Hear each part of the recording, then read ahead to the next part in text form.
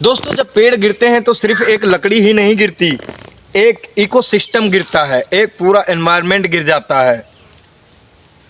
बारिश से रुक जाती हैं, ज़मीन बंजर हो जाती है, हवा जहरीली बनती है और इंसान धीरे धीरे अपने ही फेंके हुए कांटों पर चलने पर मजबूर हो जाता है। गाचीबोवली में जो हुआ वो सिर्फ एक जंगल की कहानी नहीं, ये हमारे आने वाले कल की चेतावनी है।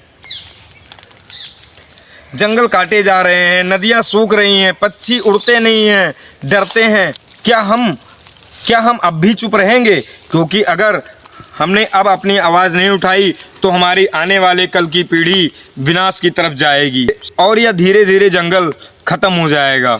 कहा जाता है जब दर्द हद से गुजरता है तो इंसान चुप हो जाता है, और गाचीबोवली के गांव में अब वही सन्नाटा पसरा है।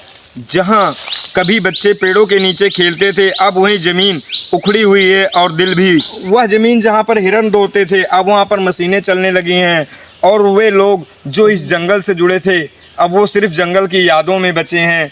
गाचीबोवली सिर्फ एक जगह ही नहीं, एक जिंदा दुनिया थी दोस्तों।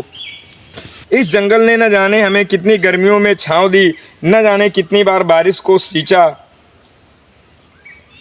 न जाने कितनी बार बारिश को खींच लाया, और न जाने कितनी बार हमारी सांसों को साफ किया। यह सिर्फ पेड़ ही नहीं थे, ये हमारे जीने का एक जीवन था दोस्तों। इन जंगल से दोस्तों हमें जड़ी बूटियाँ, नदियाँ, पशु पक्षी, छोटे जीव, एक संतुलन था जो आज टूट गया है। शहर के नाम पर इस जंगल की हत्या कर दी गई है।